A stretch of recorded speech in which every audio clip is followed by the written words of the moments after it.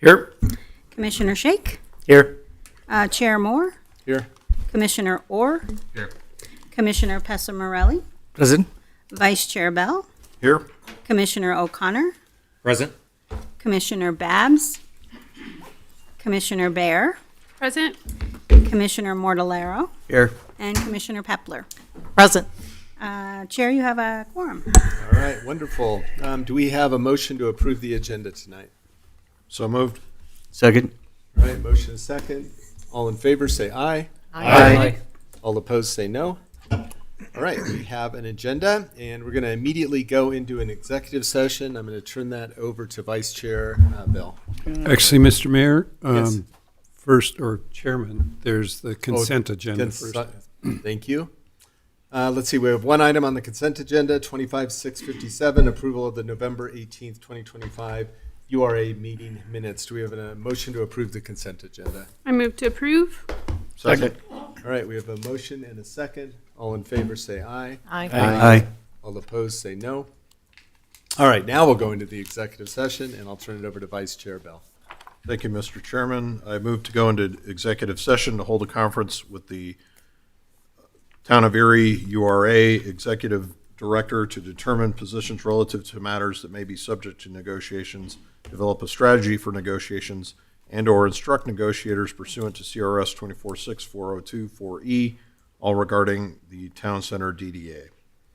All right, do we have a second? Second. Second, I think that was Ash. Is that right? No? Yep, okay, we'll give it to Ash. All in favor, say aye. Aye. All opposed, say no. Motion carries. We'll adjourn to the executive session, and then we'll come back for public comment.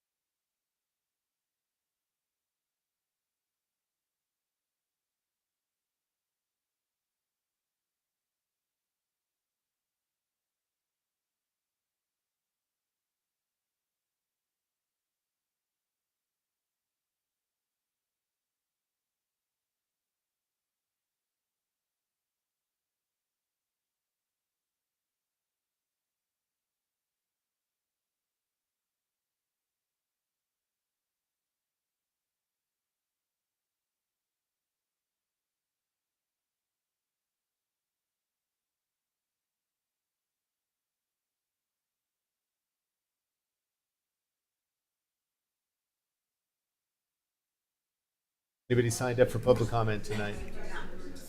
All right, then we will go on to our first item of general business. And that item is 25-596, the resolution of the Board of Commissioners of the Town of Erie Urban Renewal Authority approving the restated disposition and development agreement for the Erie Town Center. All right, so I will turn it over to Julian.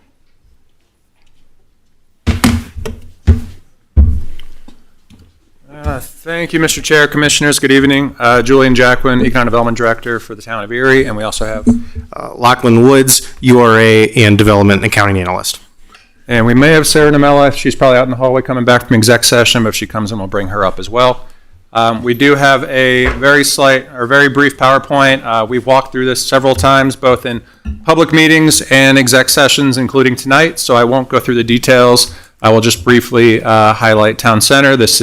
There she is. We have a 20-acre property owned by the town at the northwest corner of County Line Erie Parkway, owned by the town, purchased in 2022. We've been negotiating with Evergreen for the last 3.5 years on a proposed development program for this project. This right now, as of the DDA that is in front of you, includes Evergreen proposing development for a retail phase of about 7-ish acres on the close corner to County Line Erie Parkway, outlined in blue on this diagram on the right. We have validated the financial gap of their overall development program. In total, it's about a $43 million first retail phase. We hired third-party outsourced consultants to validate that financial gap, showed there's a gap of about $21 million that needs public financing support to make a reasonable rate of return of about 8.9% return on their investment. This highlights that gap, showing at the time, this is now about a year ago, validating that over $20 million gap, and the revenues ultimately captured by the URA within the new Town Center URA. For this body, you all may remember, we created the Town Center URA plan area back in July. It was approved, pledging a certain amounts of property tax revenue and sales tax revenue generated by development in this area to support eligible project costs, which is exactly what we're doing here tonight. The DDA, it's a pretty deep document, about 35 pages, so I won't hit on all the details. In total, there's a couple different obligations, both by the town for the next meeting, reading the future in about 20 minutes, and then for the URA. The total financial gap as validated is about $21.3 million. That gap is divided based off obligations for the town and the URA. This site is heavily undermined with old abandoned underground coal mines. The town will fund $5.1 million in underground coal mine mitigation for this property that is required for any development to occur at this location. We've talked about that a lot. There's also a slide in the deck that shows the extent of that mining. And then for this purpose, for the URA and your obligation, the URA will fund potentially either bonds sold by the URA or COPs issued by the town using that pledged property tax revenue, sales tax revenue over the next 25 years. Up to a project fund of $15.7 million to support that gap. And on the premise of TIF, this development would not occur but for the use of TIF. The site is currently vacant today. It's not generating any money for the town today. This is how the deal is intended to get done to create this massive injection in the town's tax base, development, our anchor grocer, 100,000 square feet of retail, and so on that we've all talked about at this point extensively.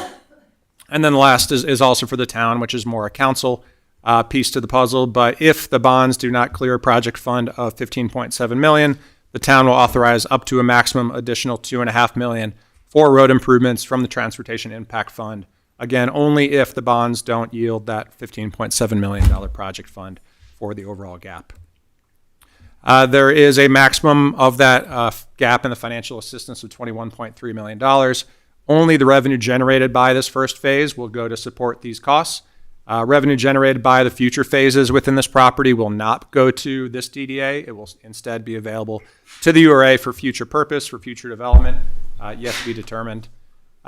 Because of the nature of the pro forma and the gap that we've identified, this first retail phase, the town is intending to convey the hard land for this project directly to Evergreen at no cost to them. To make the numbers work. There's some additional detail in here on the cost breakdown between the town and Evergreen that shows what public improvements the town and the URA are pledging to address with that public financing assistance. In that far right column showing the public costs. as well as additional detail. And last, I'll hit on very briefly. Obviously, this is a big project. It's a huge investment for the town. This is our town center. It's the corner of Main and Main, Erie Parkway and County Line Road. This is the opportunity for our major anchor grocery store in the middle of town. We've been working on this for a long time, since the town center PD was approved now 5 years ago. So obviously, it's a big deal for all of us. Over the life of the TIF, over 25 years, we forecasted that the TIF may generate about $27 million in property tax and sales tax revenue to then re-inject back into the TIF to support these project costs. The TIF does capture a portion of the mill levies imposed at this area, not all of them, but it also captures 3.25% of the town's 3.5% sales tax. So over the 25 years, there's still about $500,000 coming back to the town through that URA agreement for that sales tax sharing plan. And then lastly, one of the benefits of TIF, it's in place for 25 years. It was approved earlier this year, 2025. So in 2050, when the TIF expires, all that value, all that tax base stays in the tax rolls and starts going to the underlying taxing districts. So the town will see on average about $1 million a year in annual surplus in tax base, sales tax, property tax thereafter. Currently, like I said, the site's generating no money. It's heavily undermined, so it won't generate any money until we address those issues. We have this deal executed by Evergreen in this presented restated DDA, and tonight we are requesting approval of Resolution 25038, which will execute it by the URA. If the URA does approve it, it will go to council immediately thereafter in their regular meeting here in a few minutes for fully executing all 3 signatures, and then we're off to the races with our grocer, with site plan review, to get all their approvals done in the next year and start construction shortly thereafter. That was quick, but we had 5 minutes. Lockie, Sarah, anything? Happy to answer your questions. All right, sounds good. I will bring it back to. And with our consultants at CTL Thompson, if the mitigation plan requires revisiting and there's extra costs, the town would have to consider supporting those, yes. And any changes to the actual cost of undermining mitigation, that would kind of open the floodgates, so to speak, on increased cost there as well. Correct. All right, other questions? Comments? Okay, I'm going to see if there's a motion second, then I'll have a comment from there. So is there a motion to approve? Me to go. And the other is a small format grocer. There's nothing in the middle of our town. If you want groceries, you got to go out to the edge. And I think in the survey, we saw that this is a huge ask of our community. Find a way to make this happen. On the side of the fiscal side, that's really got me caught in this dilemma of what I'm going to vote tonight, is that the original charrettes that came up with this walkable community and the small segment that we're talking about tonight on this corner was done really void of the financial costs of it. It was the, hey, if you can get anything. There's a performing arts center slated for the north. There's a performing arts center slated for the northern part of the property that is not part of this. That likely won't happen because the surveys were pretty clear coming back that our community wasn't looking to tax themselves to build a standalone performing arts center. There are roads that are a part of this that peel off from County Line. Well, they take up room, which also limits the amount of retail, so that further puts constraints on the property. And this is what is creating this incentive. When I spoke to the developer yesterday, he said that there have been 2 constraints from day one that have been non-negotiables, and that's the road configuration that takes up land. But it's also the fact that there are constraints about drive-throughs and the types of businesses. So there's like no gas stations that would be part of this, which is, I think most of us are probably in agreement. We really don't want that to happen. But it also doesn't allow the developer to use the other land that's to the north where the Performing Arts Center would be. So once again, small and constrained. So then that leaves us to, well, where do you get the $16 million to do this? And the bottom line for that is that it comes out of the sales tax and the property taxes from all of our taxing authorities, with the exception of Boulder County. Why? Because Boulder County said, we're not going to play in this game. We're not going to help invest in this. We want our tax money the day these businesses open, and we're going to get our money. And if you can do it with all the other taxing authorities, great, but we're not going to play. And so that constrains the amount of money that's available for us to actually pay for this. It's still doable. I think there's a lot of great spreadsheets that anybody can look at on how it pans out, so I'm not worried about it will pen out. But it does take tax revenue for 25 years off of that property that will not be available for us to use for our police, our parks, our growing staff, and other needs that we generally take out of the general fund. In addition to that, the sales tax will, there'll be an additional 1% sales tax at the grocer, and there'll be an additional 3% tax on any of the services in this facility. So if you have a nail salon there, or you have a physical therapy building, those would be a 3% surtax. And that is so that we can generate enough money to actually pay back this large subsidy. I worry about this, that we'll go forward. We take all the risks. I appreciate you raising those concerns. I know that this is one of the most studied and considered parcels of land in the town. Right in the center of town, it goes back to decades-long promises to our Old Town folks for a grocery store and activating this area for services for them. And so I'm excited for the development and design that the town really put together over years of outreach. And while it is a small portion of the town center land, it really activates the entire parcel. So but for spending the money on this section, we wouldn't be able to do the rest of it. And if we don't make the investment here, we will never see an increase in commercial development in this area. So for those reasons, I'm really excited to support this. And as far as the tax revenue for 25 years, yes, URA investment does require that TIF, and so that is an unusual. And then the 3% and 1% fees are not taxes, they are PIFs, and they would likely exist whether or not we made this investment or for anything that goes into these areas, or that's my understanding. So I don't think that our decision here would impact the decision to implement PIF there. That's, as far as I understand, a decision made by the developer and not the town or the URA. So for those reasons, I'm very excited to see some activation in this area and to see what else is possible and to keep promises to our residents. So. All right. Thank you. I appreciate all the work that's gone into this. I understand it's been years in the making, and I am fully supportive of the $5 million in the mitigation, all the work that's been done, to get the grocers in place, and also the TIF to support it, because I understand, this is how we jumpstart, how we get things going, and we don't get a payback on it ever if we don't get something started.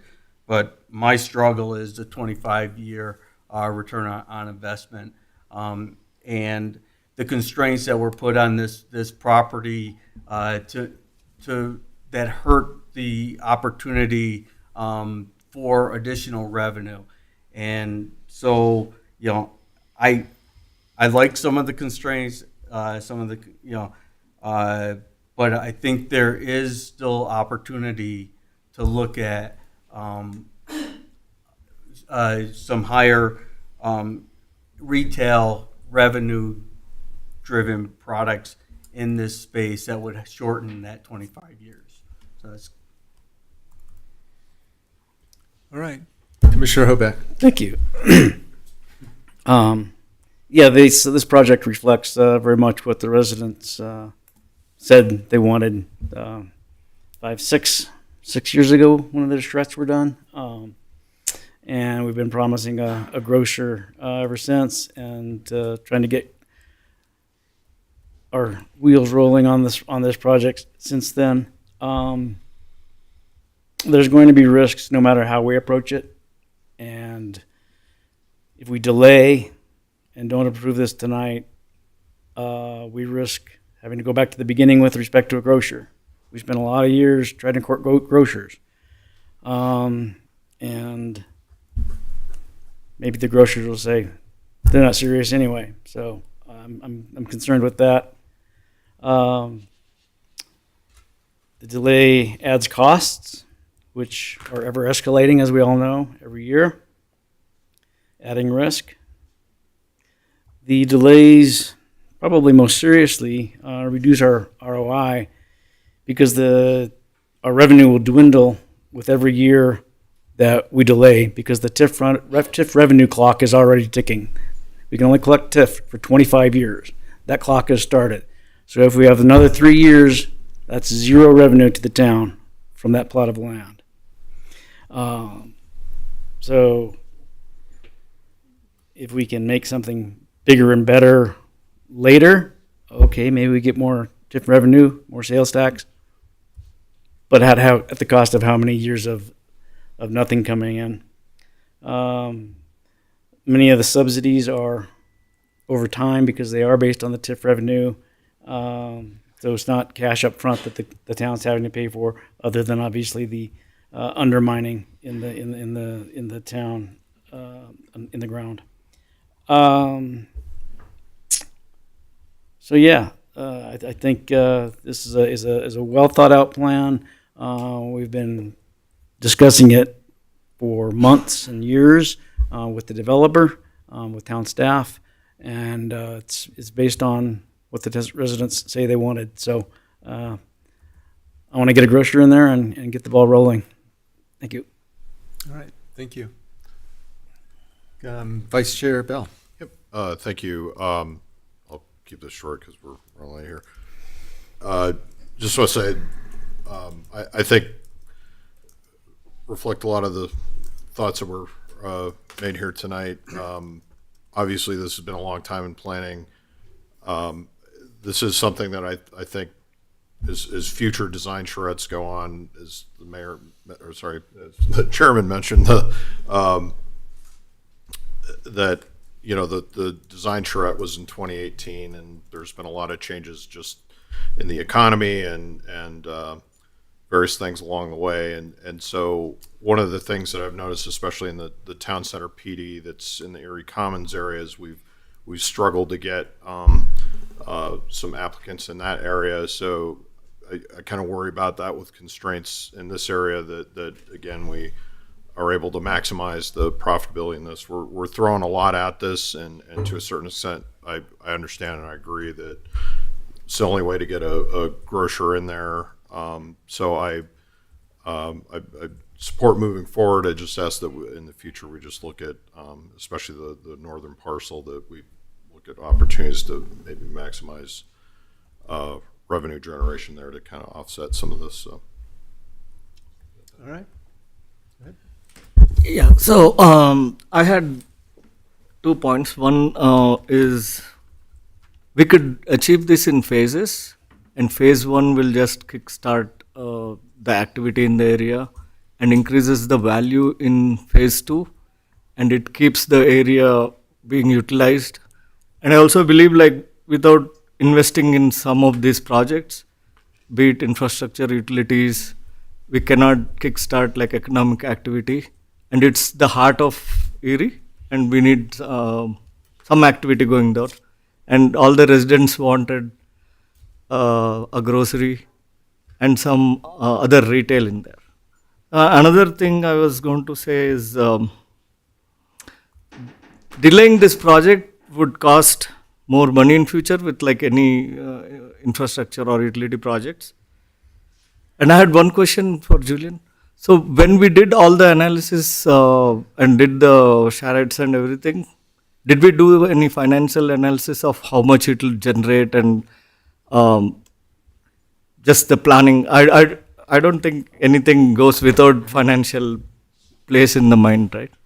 Sure. The financial analysis at the time of the charrettes was more on what is the market demand for these uses, which it indicated far beyond this, there's demand for this amount of retail and grocer and hotel. It also quantified just how much revenue and sales activity were leaking out of Erie to neighboring communities, which I know Malcolm was here, and the rest of us weren't at that time. But at the time in 2018, 2019, there was $400 million in annual sales leaving the town and taking those tax dollars to other neighboring communities. So it showed the demand for the use, the how much revenue could be captured by Erie if we have the retail in the town to support it. Thank you. Sure. Hey, I just wanted to kind of build on something Commissioner Hoback said regarding the longer we take, because the TIF clock is ticking.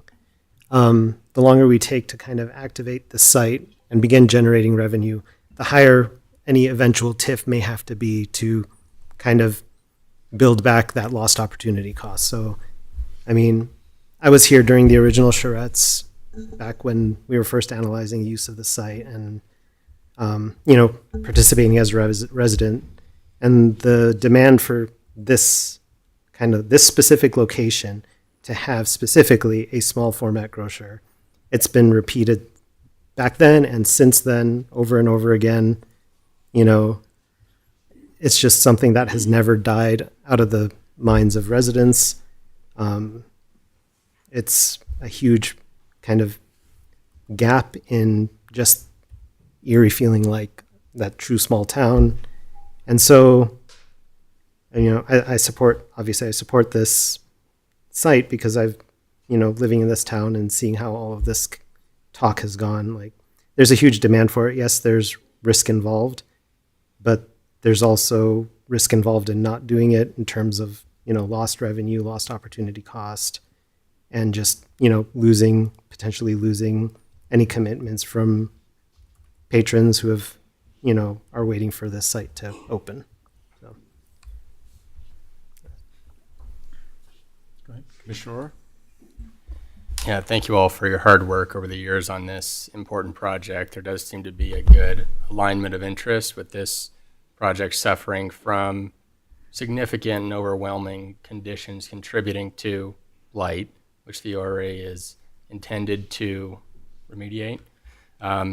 It's a big gap, and I would just impress upon staff, if this passes tonight, to, without sacrificing intent, be flexible and creative with the developer and the planning efforts to maximize that revenue, so we ensure this is a successful project financially, as a critical piece of our willingness to enter into these agreements.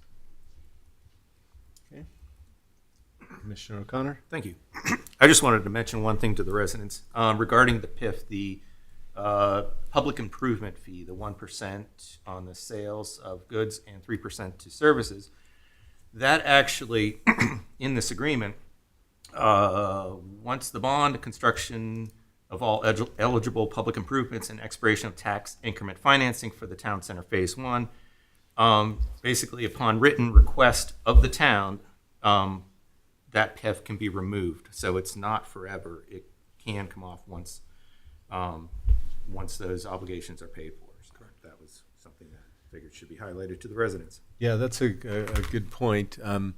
Is that automatic, or is that something that we have to follow up on? We would submit a written request to the developer, and upon request, they would terminate it. Got it. Otherwise, they're just generating money for themselves at that point. PIFs are used commonly in the Front Range for renovating older, aging shopping centers, not as much for new. So after 25 years, if there's no need for it, there's no need for it. Yeah. Okay. And the TIF is not necessarily guaranteed for 25 years, right? If we generate enough revenue early enough, then that TIF terminates early. Correct. And all of that Yeah, money and by comes- comparison, the 9 Mile TIF we're forecasting should expire 7 years early. Thank you, Chick-fil-A. It could go the opposite way, though, as well. That if you don't generate enough money, that's where the town comes in as the backstop to basically be able to pay off the bonds over and above. For that maximum $2.5 million for road improvements, but that's it. Yeah. Okay. Other comments? All right. Well, I'll say that Commissioner Shack and Commissioner Orr has their two comments has helped me get to the yes side of this. Certainly, the clock ticking on the URA cannot be ignored. Once we enact these, then we have 25 years to make it happen. So any time off of that basically reduces our amount of time that we can utilize the tax revenue to make it happen. And then Commissioner Orr, I think your comments of working with the developer in a creative way, and this is where it comes back to the roads and the northern property, if there are ways to maximize the the revenues. I think that's so important to take the burden off the taxpayers of Erie, if possible. All right, with that, I will call the vote. I think we'll just do a roll call vote. Lots of discussion here tonight. Commissioner Hoback. Yes. Can you, I'm sorry, clarify if a yes vote is approving Yes. The DDA. the Yeah. DDA? Resolution 2503. Yes. Thank you. Commissioner Shake. Yes. Chair Moore. Yes. Commissioner Pessamorelli. Yes. Vice Chair Bell. Yes. Commissioner O'Connor. Yes. Commissioner Bear. Yes. Commissioner Mortellaro. Yes. Commissioner Orr. Yes. And Commissioner Pepler. Yes. The motion passes. All right. Thank you. Thank you. Let's get that grocer. Got it. All right, we'll move on to our second item tonight, which is item 25652, a resolution of the Board of Commissioners of the Town of Erie Urban Renewal Authority approving the disposition and development agreement for 130 Wells and 570 Cattell Street.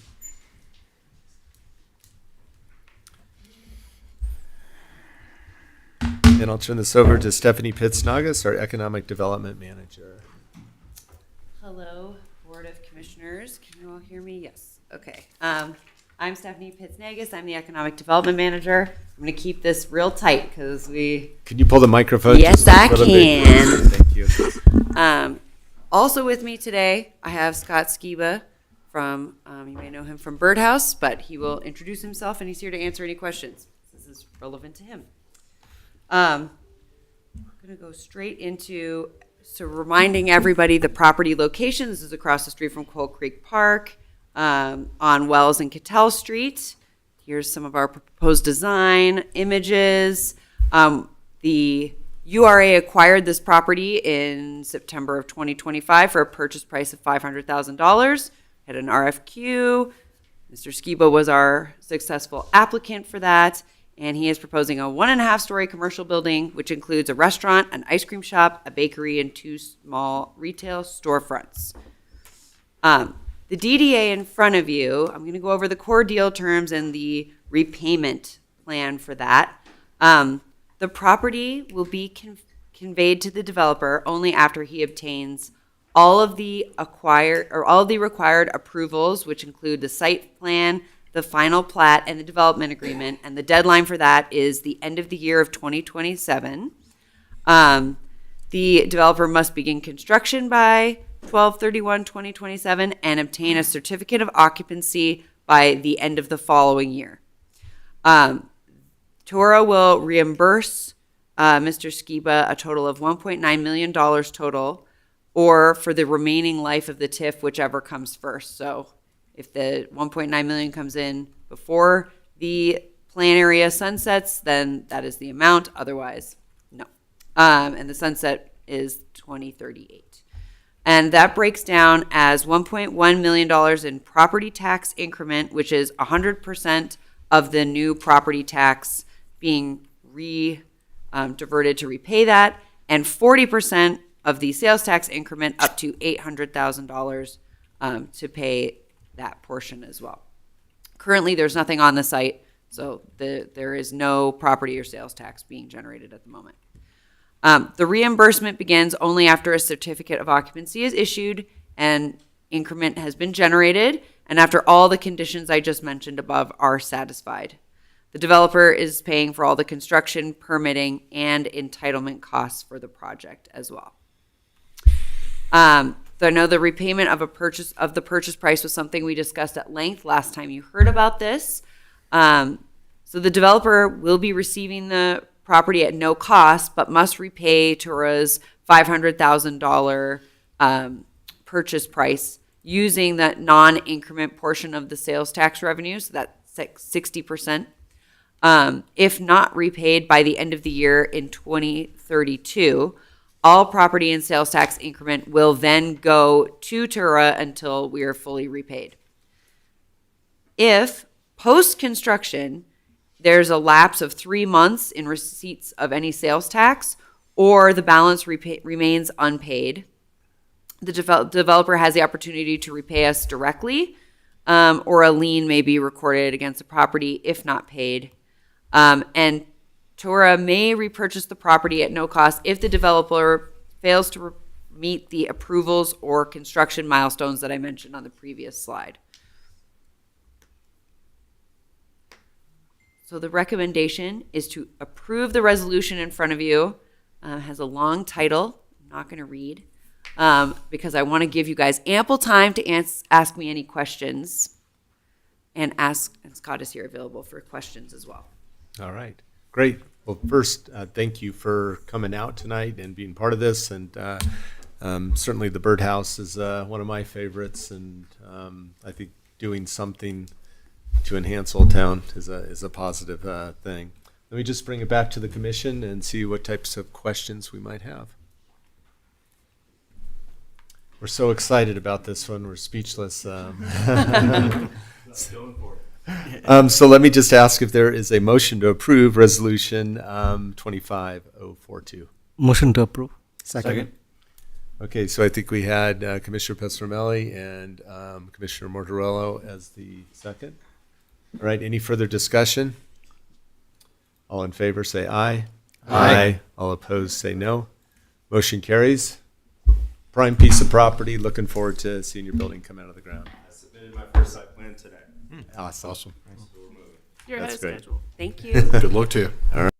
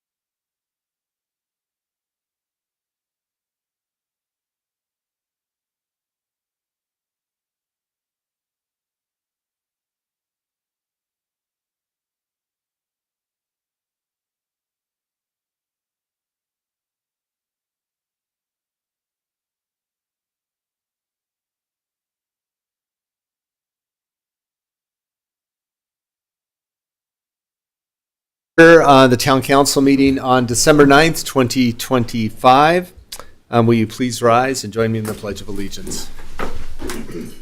I pledge allegiance to the flag of the United States of America and to the republic for which it stands, one nation, under God, indivisible, with liberty and justice for all. Okay, will the town clerk please take roll?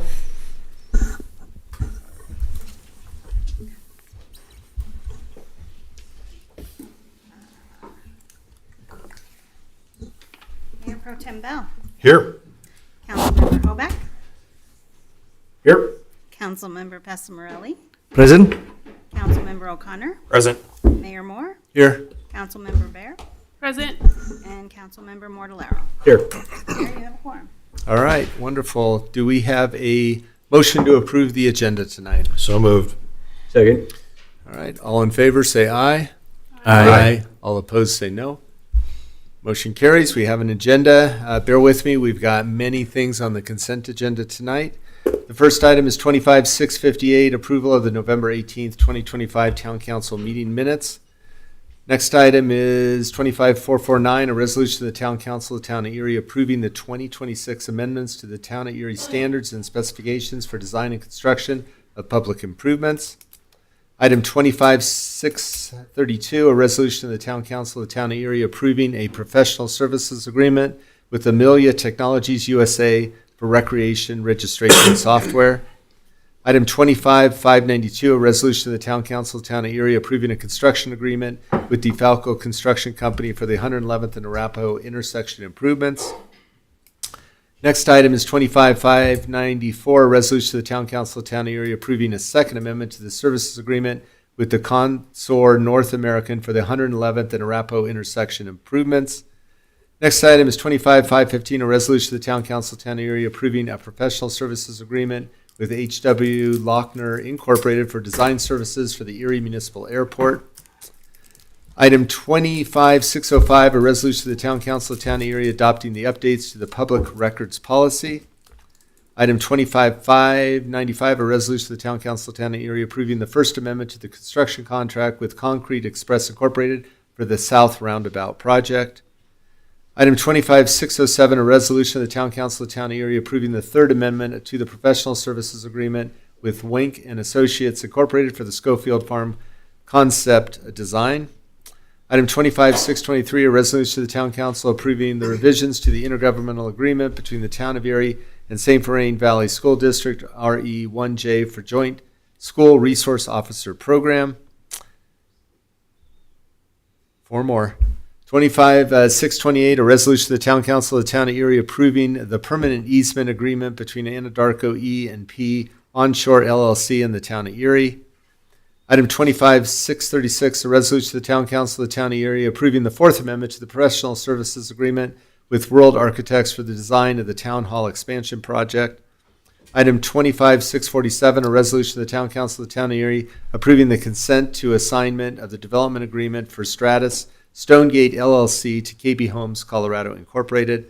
And the last item on our consent agenda tonight is 25-644, a resolution of the Town Council of the Town of Erie approving a certificate of appropriateness to allow improvements to the Town Hall Bell Tower at 645 Holbrook Street. See if there's a motion to approve the consent agenda. Move to approve. Second. We have a motion and a second. All in favor, say aye. Aye. All opposed, say no. Consent agenda carries.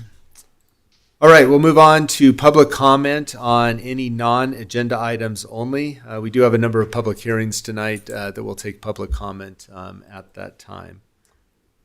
We have one person signed up? One person. Okay, please call them to the podium.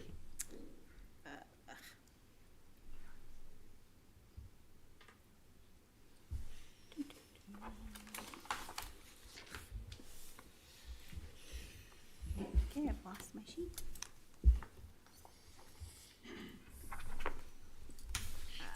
Let's see. It is Christine Emerson. Is Christine here? Recording in progress. Boy, I read through all of those, and I'm going to have to do it again. Whoops. Okay, maybe she's not here. Okay. And just for the record, we just started the recording. I did read through all of the consent agenda items, and they were approved with no question or comment. All right, and there is no public comment tonight, so we will move on to our first item, which is item 25598, a resolution of the Town Council of the Town of Erie approving the restated disposition development agreement with the Town of Erie Urban Renewal Authority and Evergreen County Line and Erie Parkway LLC for the Erie Town Center. This is Resolution 181. I'm going to see if I can expedite this one because the URA meeting, which preceded this meeting immediately, has the recording of the URA Commission, which included all of us, going through a lengthy discussion with our economic development staff. And this is basically a repeat of that. So I'm going to defer anybody who's watching the tape right now to go and watch that, and you can see how this played out. And I will see if there's a motion to approve Resolution 25181. So moved. Second. All right, we have a motion and a second. All in favor, say aye. Aye. All opposed, say no. All right, motion carries. Thank you. Thank you. All right, the next item is 25648, a resolution to the Town Council of the Town of Erie supporting home rule municipalities in litigation against the state of Colorado and asserting home rule authority over local land use and zoning. This is an item that I had asked town staff to prepare. It is basically in support of a number of municipalities, including our neighbor to the south, Lafayette, who are basically litigating the state for the state overreaching home rule authority. And so a number of municipalities have been coming out in support of the efforts, and I'm asking council to support this. And so I'll bring it back to see if there's any questions on this particular item. Yes, Councilmember Bear. Thank you. I don't know who to direct questions to, but maybe Malcolm. Who are we supporting, and who else has made these kinds of? I think there are several other jurisdictions, including the city of Lafayette, just immediately to the west of us. I think in the packet it had information regarding some of the other jurisdictions, but let me take a quick look there. No, it's Lafayette, Westminster, I think Aurora.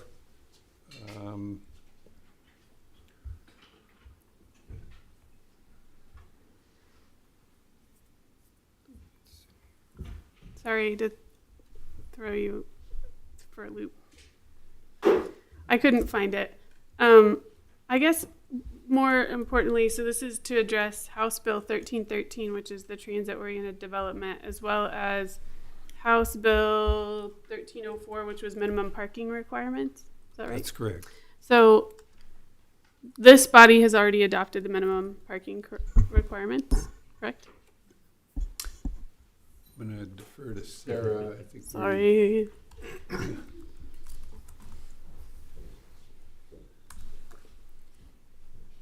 Sarah Normala, Planning and Development Director, and yes, we did. Yeah. Okay. And then House Bill 1313 does not apply to the town of Erie? Correct. Okay. So I guess my concern with this is it seems like an unnecessary hornet's nest to kick, since we don't have a dog in the fight. And wow, how many euphemisms can I use? I guess I'm curious about why we would do this aside from, we support, the city of Lafayette, of course. But it seems kind of performative. It is all about supporting home rule municipalities. We may run into a similar situation in the future where we're feeling that our rights as a home rule municipality are being threatened by state law. Big discussion at the Metro Mayor's Caucus, a lot of support there.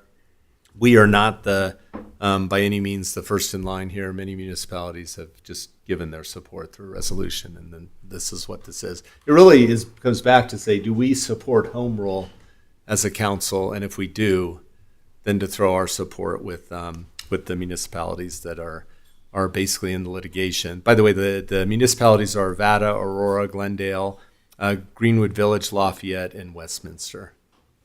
Okay. I mean, I just feel like maybe this is unnecessary, and you know, a more effective way for us to be involved is to advocate before the bill is passed, which I'm not sure that we had too much to say when we were considering 13. Well, that's not true. We did weigh in on 1313. I don't know about the parking minimums, but I don't know. I think Lafayette knows that I support them, and the others as well. But I feel like this is unnecessary. Okay. Mayor Pro Tem. Yeah, I'll just chime in that, CML is also in support of this lawsuit. I think the overreach of the state and the governor's office in these matters was uncalled for, and this isn't necessarily to say that Erie does the same thing as, we're a very different community than Greenwood Village. Ironically, their city manager is a member of Colorado National. I played golf with them a couple times, and there's real concerns about this in those communities, and as Mayor indicated, this very well could come back to us, and I think it's important to stand up for municipal rights, and I certainly, this isn't about supporting a parking requirement or parking this, it's supporting a municipality's right to say no to state standards that the state has fought for to be able to have the privilege of having a home rule municipality. Other comments? Yeah, I had one comment where I have trouble understanding why only 6 home rule municipalities are signed up for this, and if it was really important. And yeah, these are the 6 that are litigating, and then through CML, through the Metro Mayor's Caucus, there are a number of other municipalities just passing a resolution in support, not getting involved in the lawsuit, simply just supporting them. So those 6 are the ones that felt that they needed to litigate. we want to join them. No, we will not join them. No, this is just simply saying that we support home rule and the efforts that they are doing to preserve home rule. We're not going to enter in any litigation with them or. The subject is not very clear for me. So they are litigating. Are we supporting them, or are we joining the litigation, or what are we doing? We're just verbally supporting them. We're not. Do we need a council approval for that to verbally support? It's a resolution in support. In support. Yeah. Okay. All right, Councilmember O'Connor. Having served on the Home Rule Charter Commission, in going through that process, any time that we can support local control and our home rule town, I'll get behind that. And I understand that, we're not getting involved with the lawsuit, but we're getting behind another home rule city to say, yes, we support local control. That's why I want to approve that's why we're looking to approve the resolution. Thanks. All right, I'll see if there's a motion to approve Resolution 25-209. Motion to approve. Second. All right, we have a motion and a second. Any further discussion? All in favor, say aye. Aye. All opposed, say no. No. I heard Councilmember Bear. Was there a second one? There was no. I said Okay. All right, we'll move on to the next item, which is item 25-646, which is a public hearing, a resolution of the Town Council of the Town of Erie approving a settlement agreement with the Stratus Redtail Ranch LLC to settle pending litigation in Weld County District Court. Let's see, I'll turn it over to Malcolm Fleming, our town manager. We also have maybe a procedural issue here. There were some documents that were not sent out to the community, and there was a letter that was sent out to the community that said those documents would be sent out by, I think, Friday. And so that kind of leaves us in a dilemma in that we have residents that are certainly reaching out to us to say, vote no on this, but they also don't have all the materials that we've had as we've been in an exec session and understanding this. And so what do we do is the question with that, if it's not proper, if we didn't release all the materials that we had available to us. Yeah, so for the record, Katie Vera, special counsel to the town on this litigation matter. I'll let Malcolm speak first, but I think maybe I'm looking for some clarity as to what documents were missing or were not provided. Yeah, so I'm going to look to Councilmember O'Connor, who first brought this to my attention. So it was the environmental conditions report, and the amended complaint was not in the original attachments that were released on Friday. They were only added yesterday. Yeah, I mean, this litigation has been going on for over a year now, so the amended complaint is a public record. It's a public document. It's been out there. I know that council has discussed this a few times. I don't know if, I think we should allow the applicant as well to come up and speak to that issue. The conditions report, I believe, has been a public record as well. I don't know. I don't think so, or at least part of the challenge here is the council has been informed through executive session, but we didn't release anything that I'm aware of until this actually hit our agenda, if I'm understanding this correctly. And then these two documents were not in there, but they were instrumental to our deliberations and discussions.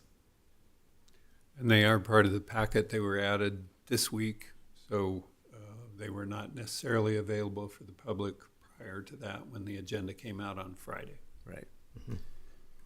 So the question is, do we continue this till next week, giving ample time, as was noticed, or do we continue on tonight? And then potentially we've got individuals in our community that are, upset about this, but don't have all the information that we have. There's the dilemma. Can I just say something? Yes. Those two documents were added yesterday before 5 p.m., which is when our agenda has to be published by, was 5 p.m. yesterday. We publish it early so that you all can look at it over the weekend. So I just wanted to make sure it was published. It just wasn't published with the agenda on Friday, but it did come out yesterday. So I think the question was, there was a letter sent to the residents in whatever the perimeter of the development area is, and it said that they would get them on Friday. So I think that's the question in front of us. Who sent the letter? Good I question. received one. From? It's from, it's cut off partially. It's the design. I'm not sure what that. Oh, yeah, it's cut off. The applicant is in the audience. I don't know if you can shed any light on the letter that was sent out. I don't know if that was your firm or one of your firms that sent that out. David Foster, Foster Graham, 360 South Garfield here for the applicant. Have no familiarity with this letter. This isn't from us. We did not send that letter. I would also say, as it relates to the environmental study, this isn't a new environmental study. This was a newly summarized environmental study that didn't identify any new issues, but clarified the issues from the hundreds of pages of environmental studies that have been available for the last year and a half at the city. It was a more of a clarifying document that we had given to you some time ago. So are you familiar with, this is cut off, all I can read is RACINA design. Is that? It was us. Oh. Sorry. Yes, we did have to send out public notice as the town requested. So we did send that notice out, and that's per staff's standard form. And can you introduce yourself? Oh, I'm sorry. Layla Rosales, Terracina Design. Okay. All right, so the question is just in front of us. I'm going to look to Councilmember O'Connor, if where you're at with this, and whether you're looking to continue, whether we continue on tonight. I personally think that the residents should have had that information in the packet originally. That's some pretty important details that, especially the amended complaint. It has some dollar figures in there that residents may not be familiar with. I was trying to answer some questions, and some were familiar and some were not familiar with it. And to me, it just, with this matter that's been going on for this long in front of a number of different board of trustees and council, that it's important that the residents are as fully informed as possible with all the information that we have that can be made public. Yeah. Yeah, and so sorry, Mr. Foster. I just want to say we don't want to rush council into feeling like they need to make a decision, but I will say that we've been working with Mr. Foster's office on a settlement agreement for some time now, and they have requested several extensions on their opening brief. Their opening brief is currently due on December 19th. I just wouldn't want to jeopardize that timing. So I would just look to Mr. Foster as to a continuance to next week on the 16th. Where does that put us at? So, again, David Foster, a couple of things. First of all, this is the amended complaint. It is dated November 26, 2024. So this document has been at least it's in the public, it's a public document. It is available. I grant you that not everybody can access easily court records. So I'm a lawyer, and I'll tell you that it's not always easy for me. But this is a document that has been out there for over a year, and the lawsuit itself was filed back in August of 2024. So we're a year and a half into litigation. You'll remember, and I want to, again, be really clear about this. The settlement agreement in tonight's hearing isn't a requirement. The publication, the notification, we were doing that to be fully transparent. We will continue to be fully transparent. I'm not even looking back at my client right now because I know that he would say, we'll do whatever you all think is appropriate and necessary to make sure that your constituents feel like they have enough information and enough documentation that you've had to review this particular issue. So I'm not looking back. Is he shaking in the affirmative? Or he's going like not that. Not looking at him either. And so, again, if we can do it next week, fine. We are on a deadline with the court for about the fourth time. And again, we're proud of where we are tonight. We are proud of the changes that we've made to this preliminary plat. We believe that we got there through this process, and we will gladly stand by it. We're also, again, it's worth saying one more time, there's nothing new in the environmental summary that we provided to you back in May that wasn't available back in July of 2024. It was reconstituted. It was clarified. We clearly didn't do a good enough job a year and a half ago in explaining some of the environmental issues that existed and were resolved years ago. And so, we'll do what you think is appropriate and necessary, but we're eager and excited to have you approve this settlement agreement tonight and approve this preliminary plat so we can move on to a final plat and a development agreement in town. Okay, so it's 9 p.m. at night as well, and we've got a bunch of other items, and I think we have this open issue, and I would rather take it cautiously. And so I'm going to open the public hearing so that the hearing is open, and then I'm going to see if there's a motion to continue to date certain next Tuesday, December 16th. If that motion passes, then we'll come back on the 16th. If it doesn't, then we'll pick this up immediately from here. All right, so the public hearing is open. I'll see if there's a motion to continue this to December 16th.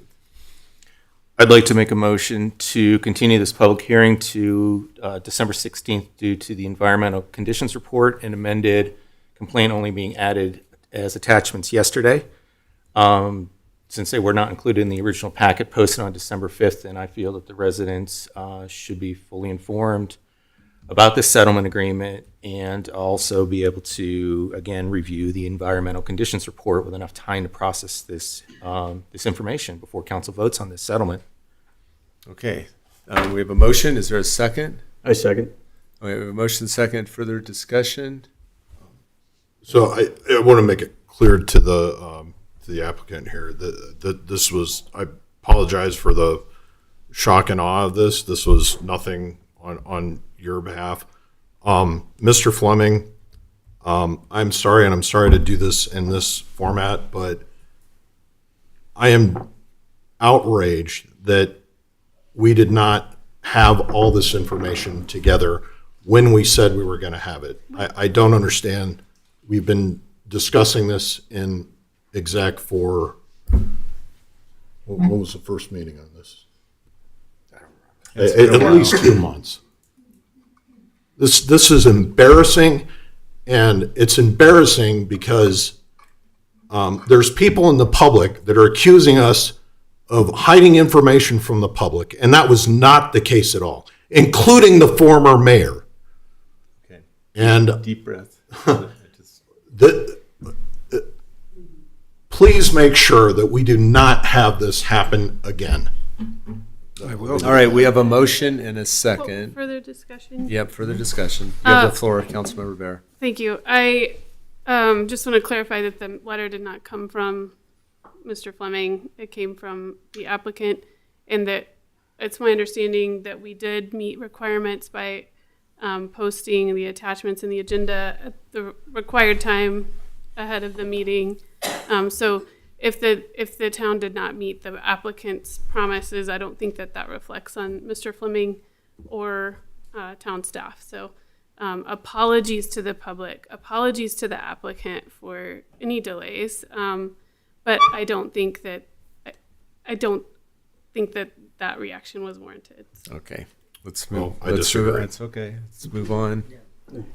Yeah, I mean, I sent a letter or email to Malcolm on Monday asking why these two documents were not in the packet, because when I was reviewing this, over the last few weeks, these were the two documents that I had the most information from, and are also the two documents that contain the information that has been going on social media for quite some time, that were open questions from the community that were available but not provided until yesterday. And so I felt that was something that we really needed to have, and our residents really need to have to understand the full, complicated value of this topic. All right, it's you could definitely sense the emotions up here because this is a very sensitive topic, and we're just looking for transparency with our community and making sure that they have everything that we have had through the executive sessions. Mayor Moore, if I might. You have the last word, and then I'll call the vote. Yeah, so apologies. I do agree this should have, we respect your time, and it should have been handled in a better way. But Mayor Pro Tem also could have used like better decorum on the dais. People are watching. I don't want to get into the debates on that. All right, we have a motion. We have a motion. No, why not? Why don't you hear me? This is not the time nor the place. We Call the each have a question. place. All in favor, say aye. Aye. Aye. All opposed, say no. No. So I think you. No. Okay, so it's a 4-3 vote. We'll continue this to next Tuesday. All right, thank you. I appreciate council's time. I was only here for that agenda item. I don't want to be rude by just skirting out. Yeah. Thank you. Yep, Thank you sorry so about much. this. No, we'll pick it up next week. We'll have to bring everybody back out next week to talk about Love Canal. All right, we're going to move on to item 25-649, a public hearing, a resolution of the Town Council of the Town of Erie providing this for supplemental appropriations for the 2025 budget year.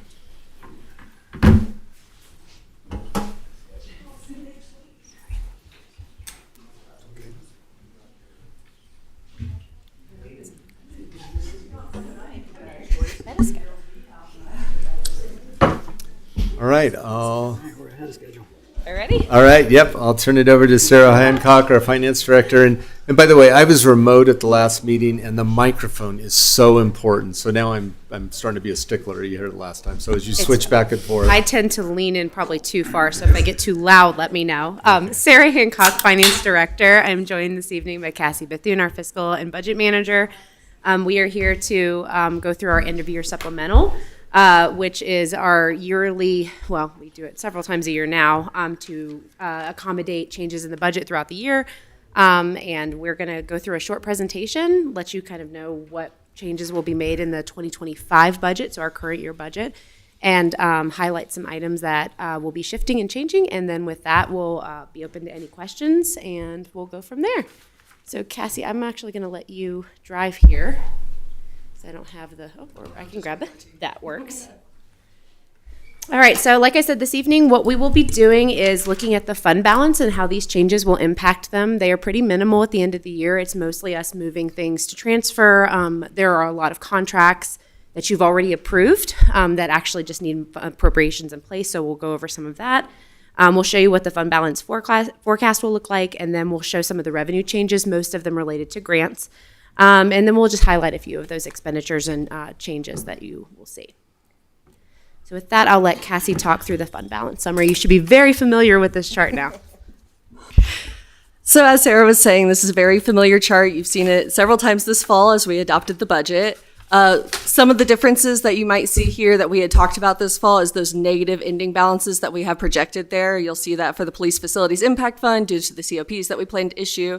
As we know, we did not issue that this year, so we don't have the expenses. So the actual ending fund balance will not come out anywhere near that. It's just how it's showing right now without having those revenues plugged in. We do have that fixed for next year as we went over last month.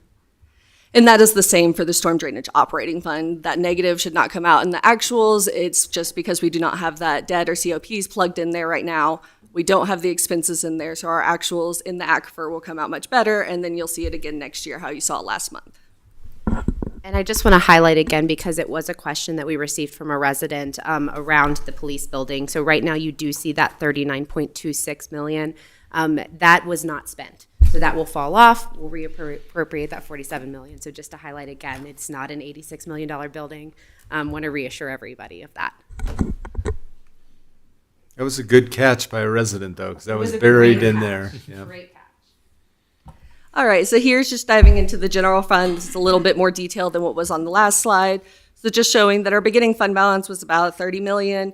After all of the changes that we have, there was only a few for the general fund, but with supplemental, our operating and debt expenditures are just over $60 million, and then the transfers out are over $8 million. We still have a healthy fund balance showing well above the minimum right there. That note is showing that this does include the turnback that we project for things such as the projects that were mentioned before that we do not get the chance to spend in the year. And so therefore, based on what we've seen over the last 5 years, we project a turnback so that we can try to keep closer to actuals. And here's the graph just showing a visualization of kind of what the last graph was, or last slide was, and then kind of going forward there. So as you can see, we're gonna approach that line of the minimum fund balance. That is what we aim for because we're then transferring what's above that over to the CIP fund. And so we do actually wanna see those lines come together just how it's showing on there and stay relatively right in line so that we have the money transferred over for those big projects.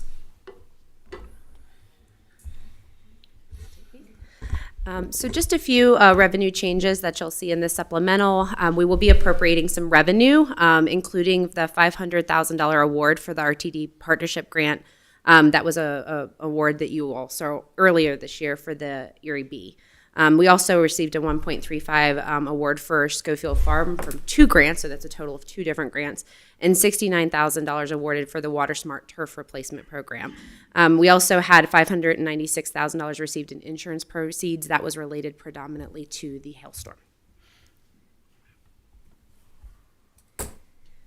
For new expenditure requests, we did have a few changes, and these are new. We mentioned this in the budgeting process with the URA that there were some confusion about where the actual budgeted revenues that needed to go for the King Super Sales tax with the IGA, the agreement that we have with Lafayette. This corrects that. So the $350,000 is now in the right place in the general fund in order for us to make those payments. We also did have our legal budget was higher than typically was this year. So we are appropriating $285,000 for legal services. We also have $515,000 for various insurance claims, obviously offset somewhat by the proceeds that we've received.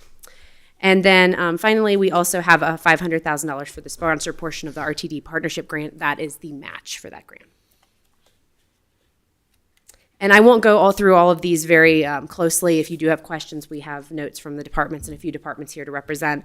But a lot of these capital projects are, again, ones that have come to you through contracts. So in the general fund, we have some vegetation management. We have some of that initial mine mitigation funds that needed to be put into place. We have actually appropriated on the capital side to match the revenues in place, the grant funding for the Schofield Farms. We also have some land acquisition for the Trails and Natural Areas Fund. Again, that is coming from a healthy fund balance.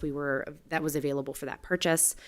We have some funding coming through for the, or funding needed for the Mountain View Fire signal reimbursement. So that's an agreement with the Mountain View Fire Department. And then we do have a few capital expenditures in the water fund related to both the grant, but also for some of the AC line replacements that we have in agreements with some of our development partners. So with that, we are happy to answer any questions. Again, some of these we have details on, and then others are related to things that have already been approved. So we're happy to have any of the department directors come up and chat with you if you have any questions. All right, sounds good. And I think I failed to say the public hearing is open, so it is open. We'll see if there's any public comment before we come back. I don't have anybody signed up, and I don't see No anybody public. online. There's no public left. All right, any questions from council? Go ahead, Councilmember Hobeck. There's an asterisk by the Mountain View Fire Equipment. What's the asterisk and is that what a light fixture always cost? Is that special for his fire department or? So I believe the asterisk is because I believe a contract had been brought to you all in a prior meeting, and so we were trying to put an asterisk for anything that you had seen prior to that to show like a council-approved item. I should have pointed that out. I apologize. Yeah, no, you're good. As far as the light, I'm not sure if there's anything special about those. I don't think so. I would have to pull Luke in, but I believe that was one that was already approved as a part of the IGA with Mountain View. So happy to get more details on that. Yeah. But again, it's That's a right. contract.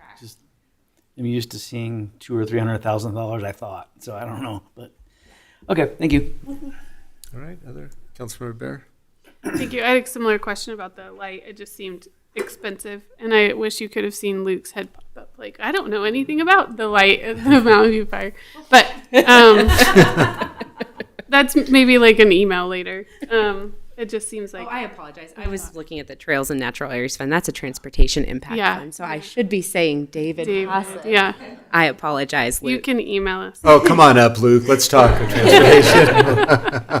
And then my other question was about, $596,000 in insurance proceeds from the hailstorm. How much longer do we think we're going to be cashing? I think we're getting to the end of it. I will say not all of it was the hailstorm, but the majority of it was still related to the hailstorm. A lot of this is still vehicles, from what I understand, that are getting fixed. I think it's just back order, but I do think that we're getting to the very end. Okay. I just got my new roof this year, so you're good. Long lead time. Yeah, and other than the RTD grant for the B, I'm so excited for the B to get started. So looks good. All right, other questions or a resolution or let me make sure there's no more questions before I close the public hearing. No questions. All right, I'm closing the public hearing. I'll see if there's a motion to approve Resolution 25212. Motion moved. Councilmember Petronelli has the motion, second from Councilmember Mortellero. All in favor, say aye. Aye. All opposed, say no. Motion carries. All right. Well, we are not going to move. Oh, okay, because we're talking. We're gonna stay We're put. talking mill levies now, right? So again, Sarah Hancock, Finance Director, joined by Cassie Bethune. I never know when folks jump in, so I like to make sure we know where we are. At your request, we have brought a short presentation about our mill levy calculation. Usually we do bring this via consent, but we did think it was valuable to bring some information. Cassie's put together a great presentation on how we get to our calculation. And then once we get to the end after questions, we'll actually certify the mill levy for us to move forward with for 2026, which is always exciting. That is a statutory requirement. We have to do that by December 15th every year, so we usually bring it at this meeting to get that done. So with that, we're going to talk a little bit about the terminology and kind of break down why we call it a mill levy, which I think is always fun. We'll show you how we calculate the debt rate, and then we'll show you what it looks like in a property tax bill, both on the Weld County and the Boulder County side.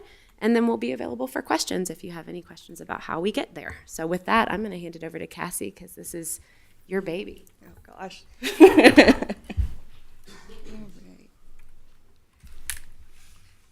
All right, so starting off with the terminology, just kind of going into where mill comes from and what it means.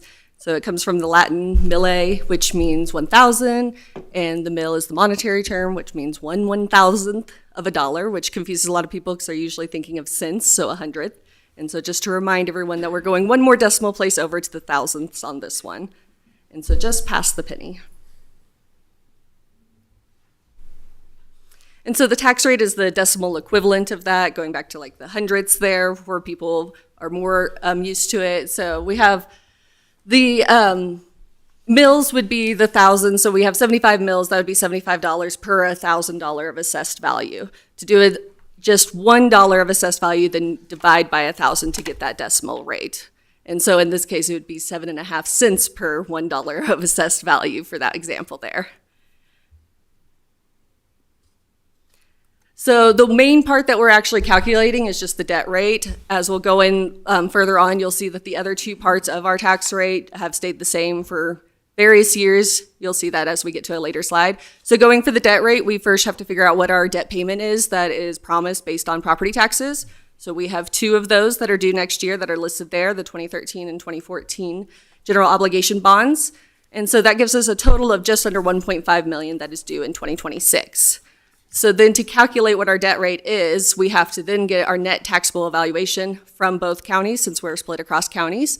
We have that split out there with a total of just over $750 million for the total net assessed taxable value. And so then we just divide the debt payment by the net taxable assessed valuation to get that total net rate. So then you've got a portion of a cent per $1 of assessed value, but you multiply that by 1,000 to get the mills, going back to that 1/1,000th. And so then our debt rate is the 1.949 mills that we are setting for this next year, which is a reduction based on what we've had for this year. And then here's the other two portions that I was speaking of. And so we have the 4 mills, that's the adopted rate for the trails and natural area that we just extended in 2022. And then we have the general operating rate that is 7.288 mills. I have it on there as it has not changed in more than 20 years. I did pull something from the late 90s that showed a different rate, but as of 2003, it was definitely 7.288. So that's why it says more than 20 years there. And so our rate for next year is 13.237 per $1,000 of assessed valuation.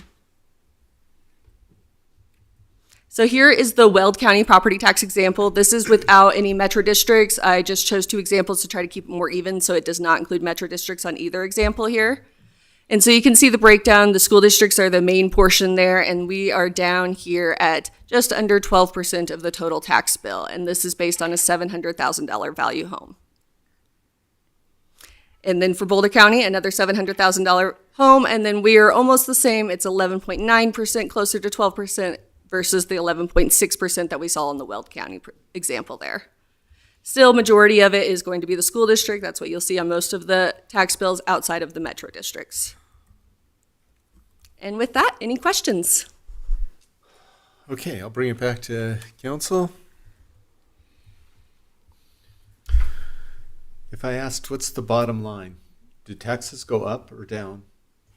Down. All right, and there you go. And I think that's what most people are most interested in. To that point, it's because our valuations are going up. Yeah. Yes, Yeah. and therefore we don't need to collect as much in taxes in order to meet our debt obligations. Yep. All right, in the rec center, we have one more year. This is the last payment on the rec center, Yeah. and then we switch over to interest plus principal on the PD building. Yeah, but that'll drop a little bit if I remember right. Yes, you're correct. For that. All right, I will see if there is a motion to approve Resolution 25-215. Move to approve. Second. We have a motion and a second. Further discussion? I just wanted to say thank you. I was the one who had asked for this. There was one bit, I remember Councilmember Mortellaro and I were trying to connect the dots. And with this information along, the state also has good information on their website about how do you get from the value of my house to calculating it through. And I looked at both because I wanted to figure out how do you get to the valuation. And this was, I guess, bottom line is this was very helpful. Good to hear that. That Wonderful. Though assessments went up, taxes went down. So, Good news this year. But thank you for putting this all together. Absolutely. And like I said, all the credit to Cassie. This is work that she does every year, to get these calculations put together. So, and the fact that she can explain it so easily is always, pretty a triumph. So. All right, we have a motion and a second. Further discussion? Councilmember Hoba. Yeah, just a quick question. Why are Mountain View Fair District and Town of Erie slightly different between counties? I actually don't know the answer to that question. My guess would be that however it was approved was maybe slightly different depending on how the county approved it, but I would have to defer to the fire district on how they're structured. So I'm not sure. I'm happy to look into that because I'm always curious about how they structure. But I think it's a good question. It's a good question. Yeah. All right, we have a motion and a second. All in favor, say aye. Aye. Aye. All opposed, say no. All right, we have a mill levy certified, and we'll go Thank you. on to our last. Thank you so much. You're welcome. Public hearing tonight. And There is one more, right? And I'm going to open the public hearing on this particular one.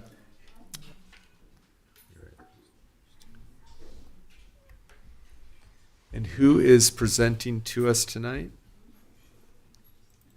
Well, let me read it. It's item 643, public hearing, a resolution of the Town Council, Town of Erie, approving a site plan for the, hold it, I'm one off. Wireless, 25540, public hearing and ordinance of the Town of Erie for the Town Council for the Town of Erie, amending Title 10, Chapter 13 of the Erie Municipal Code concerning applications for the installation of wireless facilities in town. And it says Deb Batchelder will be presenting.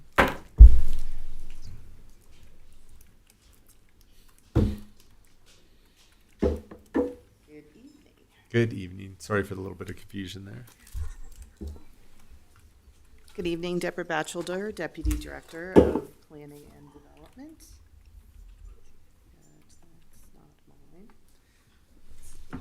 And the hearing is open on this particular one.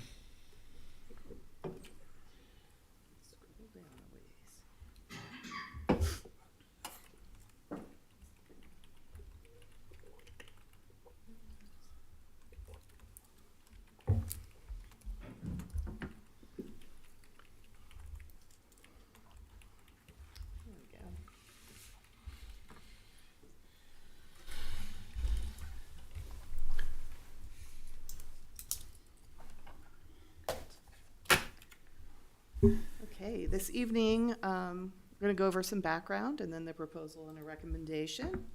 We are talking about wireless communication facilities, which most of us know as cell facilities. So our cell towers, like you see there, some are mounted to buildings, others are in our sports fields at the Erie Community Center, acting like a lighting pole, so sometimes they're camouflaged. We regulate these wireless communication facilities through Municipal Code Title 10, which is our Unified Development Code.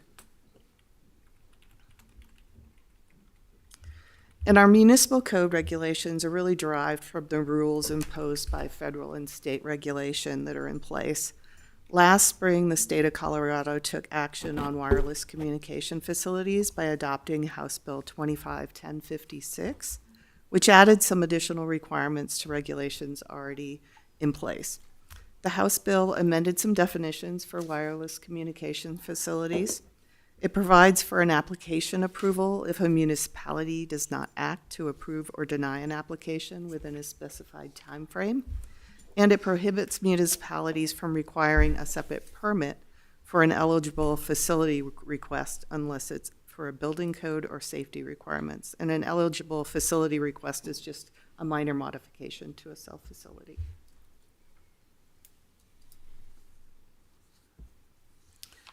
So the town attorneys that we have that specialize in wireless communication facilities evaluated our current regulations and made recommendations in the attached ordinance for modifications necessary to meet those new requirements by the state. The modifications in the ordinance before you tonight add a definition for pausing of review of an application, which is called tolling, updating the application review time, which is called a time clock, by the application type. And then the ordinance also includes the provision that an application is not approved or denied within the time clock is considered approved. And then to address state permitting restrictions, the town added a statement that permits are required to meet building code and engineering standards and specifications to meet our public safety requirements.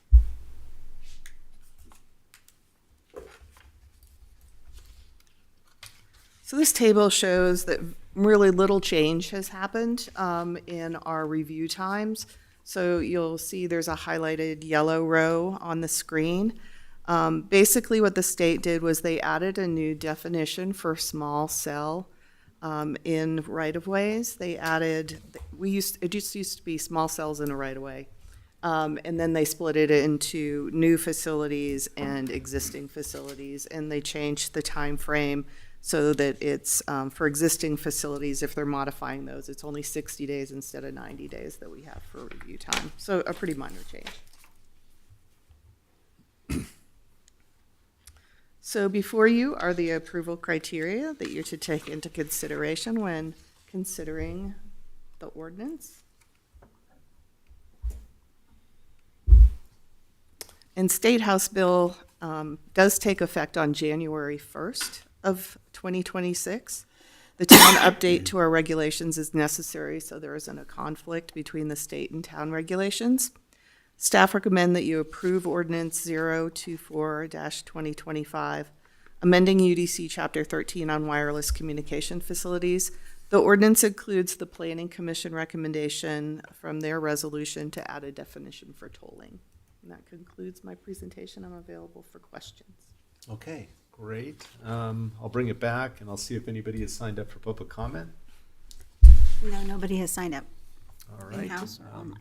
Seeing there's no more audience left, I'm assuming no one else is going to speak. Let's bring it back to council to see if there's any questions, comments, concerns. I have a question. Start with Councilmember Pestromelli. I have a question here. So the proposed amendment will promote public health, safety, and general welfare. Can you explain how does it help? So the statement that was added to our wireless communication facilities was specifically to address the state requirement that we can't ask for a permit. Things like a right-of-way permit if they need a driveway into a wireless facility like a tower. Oftentimes we would ask for a right-of-way permit to make a curb cut and have a drive cut. Under this, it has to be a public safety issue by the state, and so we've added that clause for that. So it is a safety issue where we want to regulate the locations of where driveways are along roadways. No, I was asking about public health. Mm-hmm. How does it promote public health? It's a general statement. So, I mean, it's often to our standards, which our standards are considered evaluating the public health, safety, and welfare. It's kind of bundled into one statement typically. Yeah, I was looking if there were any issues with causing public health issues. And That's not we addressed, amend. yeah, that's not addressed by the state or by Okay. this amendment. Thank you. Mm-hmm. Okay, other comments? Let me go to Councilmember Hoback, then I'll go to Councilmember Morchellero. In doing this update or preparing all of this, did you find anything that you thought where the state conflicted with the federal? Because this would be FTC stuff, right?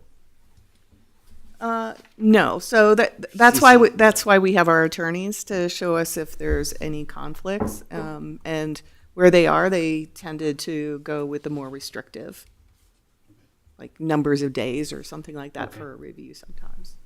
Thank you. They give us the suggestion of going conservative. So the update will bring us in compliance with the state, House Bill 1056? Yes, that goes into effect at the beginning of the year. And are there any concerns with meeting the state's requirements? No, they're not much different than what we currently have in place. That's what I'm saying, yeah. Okay, thank you. Any other? Go ahead, Councilmember O'Connor. Has the town had an issue in the past with meeting the review times, or No. it's really not going to change? It No. doesn't seem like it's going to really change much. It is short, and we know it's a priority when it comes in, and there are certain procedures that are used that if an application's not complete, that's the tolling word, the definition that was added. We can pause an application if it goes back to the applicant and we say, hey, you didn't give us these documents as part of your submittal, then it puts a pause on that timeline. It only counts for when it's in our hands, and so we know we can meet those requirements. So that I guess that then it's on the applicant how long they decide to pause it for. Correct. So it could However be long like they 30 take. days, Mhm. paused for Correct. 3 years, and then you add the 30 days when they resubmit. Yeah, we wouldn't let them go 3 years. I figured you would, but just as yes, but Fair yes, enough. it's in their hands as to how long it would be in their hands. Okay, thank you. Okay, my only comments on this particular one is this kind of feels like a home rule, kind of encroachment, but on the flip side, I get it, right? Cell towers, that if you can't get cell towers passed and put in place, then you got communication issues. You can argue that's health and safety, and it all comes together. So I'm in support of this as well. So I will close the public hearing, and I'll see if there's a motion to approve ordinance 24, 2025. So move. Second. I think we've got it all on this side this time. Councilmember Mortellero with the first and Councilmember Barrow with the second. What are you gonna do? Sorry, I had to.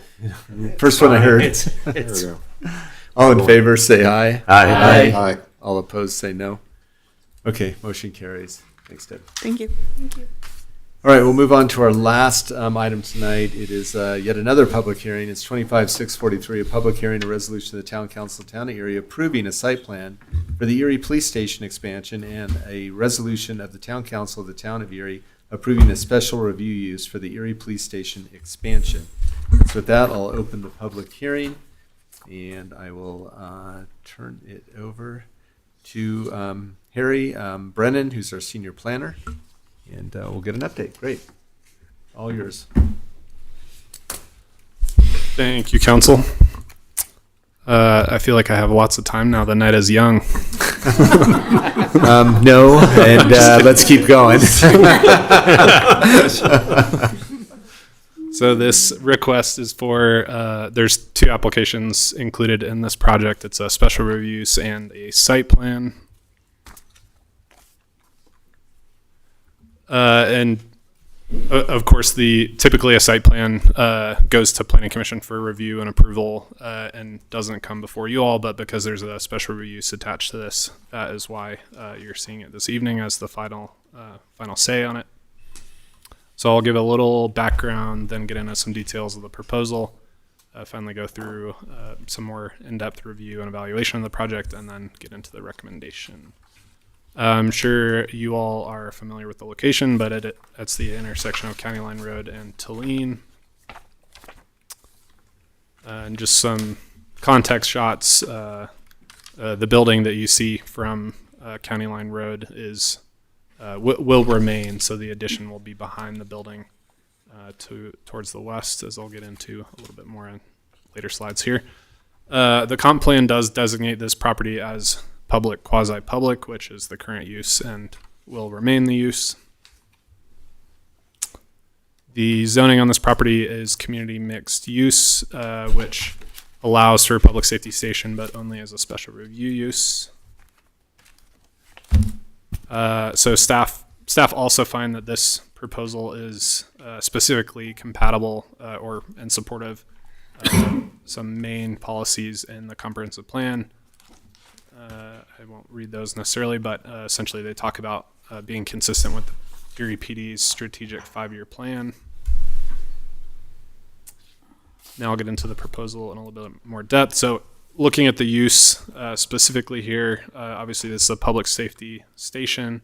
this new addition would ensure that EPD has room to grow for future officers and also their civilian staff, which has seen quite a bit of growth, as I'm sure Chief can talk about later if there are questions.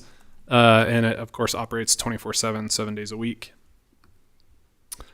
So the site plan, the existing building is shown in the reddish gray here, and the highlighted brighter red color is the addition. So I think key things to notice on this site plan are, of course, the addition, also the expanded parking, and that's both employee and officer parking and expanded public parking, because those of you that have attended events at EPD have probably seen that parking tends to back up on Tulane currently. So this new public parking would avoid that or add capacity to avoid that. And then the other key feature I wanted to call out is a new security fence that will enclose the officer parking.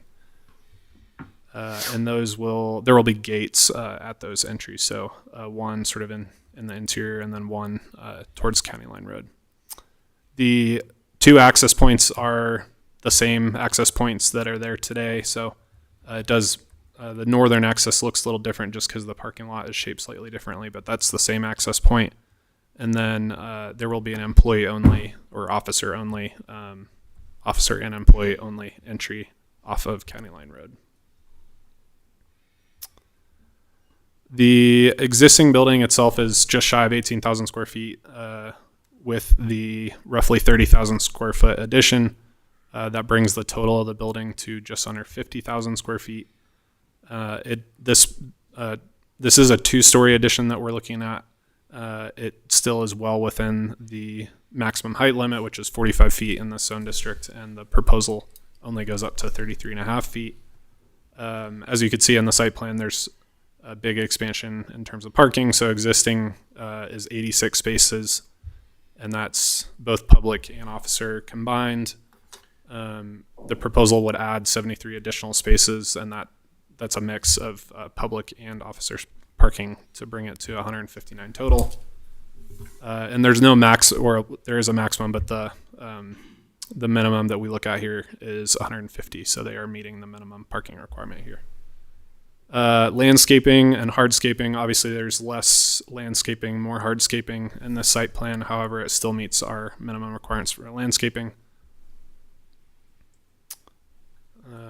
In terms of the actual architecture, the big intent here was just to remain compatible with the existing structure that's out there today. So that specifically means keeping a lot of the same materials. So that's textured concrete, some metal, sort of metal accent materials, canopies and things like that, in the same color scheme as well. So you see a lot of the same earth tones that are out there today. Also, I guess one thing to note on these elevations, the primary roof form of the addition is a flat roof form, and so that worked for function, but it also helped eliminate unnecessary impingement into the view from the neighbors to the west, because that was a concern that came up at the neighborhood meeting. In terms of landscaping, as I mentioned, there will be slightly less area devoted to landscaping, but the requirements will still be met, and the trees that will have to be taken out are being replaced with new tree species. And particular consideration is being given to landscaping on the west side, where this property abuts to a trail corridor in the neighborhood to the west. One additional thing that I have not mentioned yet is the existing drainage or detention facility on the county line frontage will remain, and that was sized adequately when it was originally built, so it can accommodate the additional hardscaping out here. One thing I wanted to touch on that came up in the Planning Commission meeting was a question about number one, the soil quality out here, and then also undermining, because obviously we know this is not all that far from the town center site. Luckily, the mines don't extend this far north, so this map is a bit grainy and hard to read, but the dark shading here is the recorded extents of the coal mines, and so this property is actually not undermined, and that was confirmed in the geotechnical study. all the green swatches are the undermined, is that what you're saying? Correct. Yep. And there are some tricky soils out here, as there are, and many other places in the area as well. This was actually a big consideration when the original building was constructed, and so the contractor is prepared for that and will be putting the foundation on rammed earth piers, I believe, to mitigate some of that risk from soils out there.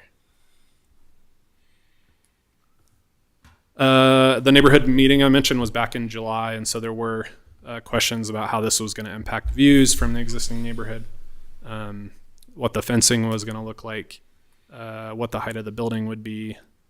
At Planning Commission, we talked through some of the same things, and also quite a bit about the geotechnical review, soil quality, and whether or not undermining was an issue out here. We talked about the fence design again. Some of the parking questions came up as well. Public notice was met for this meeting tonight.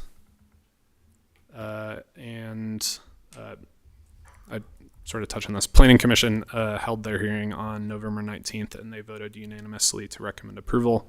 And so there are two resolutions in your packet this evening. One would be for approval of the special review use, and one for the site plan, but they're one and the same, part of the same project.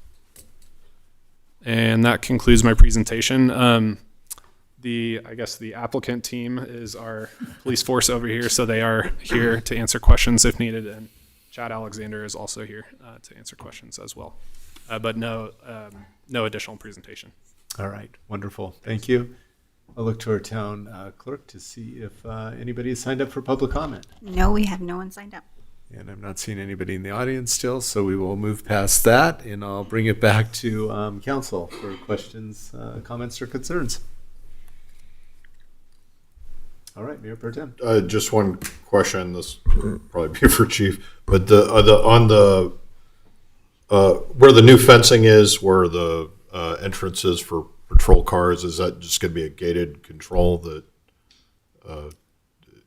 for if you have to take somebody in for processing or whatever? Right, Mayor, Council, Lee Mathis, Chief of Police. Appreciate the question. Yep. So there'll be a gate from the public parking lot into the secure area. There will also be a gate on the county line side, which will be only for the secure parking area. So it'll be a pad that will open when the cars open up, and then when the officers show up, there'll be some type of signal RF or some type of fob that will open that gate. Gotcha. And it'll be just a pullback. I'm not sure what the exact design looks like right now, but it'll be something. Hopefully it opens fast so we can. There you go. Like Star Trek or something. Yeah. Okay, where's our budget person? She left. Yeah. So we can do it. Yeah. Trust us, it's okay. All right. Yeah, that's all I had. Okay. Thank you. Go ahead. No. Councilmember O'Connor. I was kind of surprised to see in the site plan that the building's only gaining 7.5 feet. Is that from where the new second story section is added to the first story, or how does that magic work? The mouse stopped working. So it's kind of hard to tell from this perspective, but yeah, the current building has at the northeast corner the large slanted canopy, and so that's sort of the difference between the top of that canopy and the flat roof. So it's kind of deceiving. You're correct. Most of the existing building is lower than 26 feet, but that's sort of like the maximum height of existing versus the maximum height of the new. How much do you think it is gaining over the existing building? Maybe 10 or 12 feet? Probably, I would say maybe 15 feet.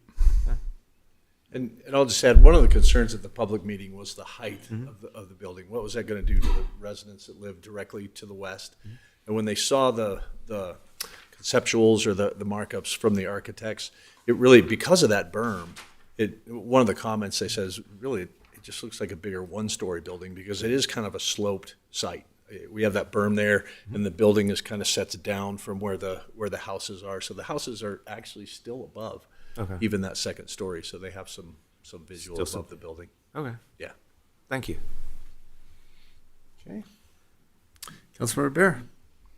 Thank you. Thanks, Chief. There's nothing like attending a ceremony at PD and being worried about getting a parking ticket because you had to park somewhere, just like abandon your car in the street to lean to run in.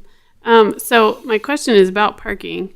So there's 73 additional, and I think that those are split between public parking and police facilities. And I know you've accommodated for growth. I'm just wondering if you could walk us through with that.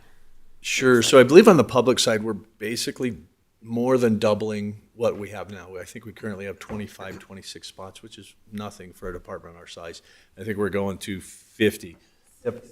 56. Deputy Chief Conversation. She's been on the design team for the whole time, so she knows more of the details. But we're more than doubling our public parking, and we're hopeful that that will take care of those police ceremonies, our community academy, Halloween safe stop. Mhm. Most of our traffic there, they don't spend a lot of time at the police department, but sometimes we do have those surges during certain events where we have need for more parking.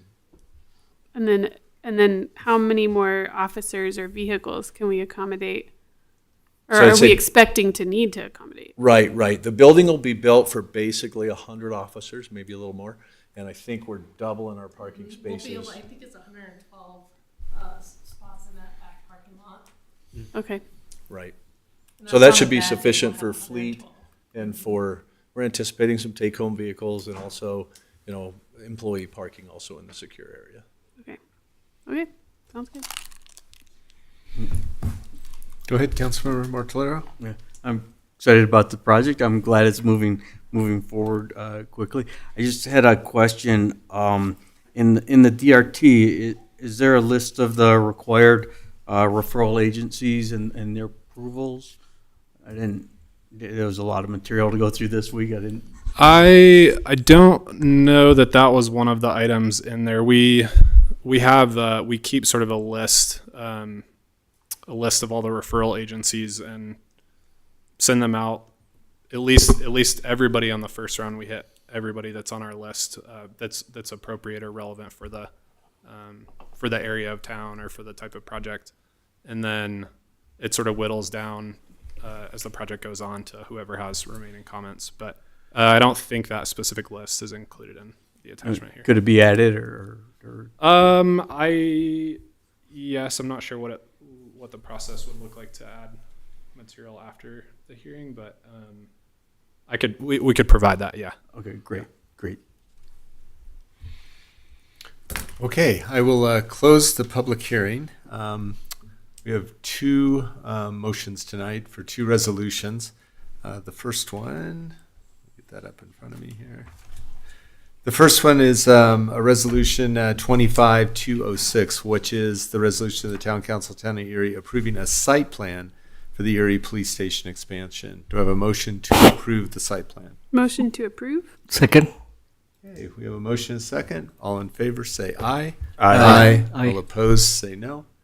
All right, we have a site plan. We'll move on to the second resolution, which is Resolution 25207, a resolution of the Town Council of the Town of Erie approving a special review use for the Erie Police Station expansion. Do we have a motion to approve? So moved. Second. I heard the first. All right, Councilmember O'Connor has the second. All in favor, say aye. Aye. All opposed, say no. All right, we have it. The groundbreaking is on Thursday at 11 a.m., I believe, and I'm looking forward to being out there and celebrating this great expansion. And Mayor, if I can, I just want to thank the council, mayor, town managers, for this process. We're very excited. We think this is going to really serve the town into the future, and we appreciate your support and all the work it took to get here. It's going to be a long 2-year project for us, but we're going to have a great space to work out of and serve this community for years to come. So thank you for your support. Yeah, you're welcome. Thank you. All right, Thank you. thanks. All right, that will bring us back for council member reports and announcements tonight. And any volunteers to go first? All right, Councilmember Bear, and then we'll just go to her left and all the way around.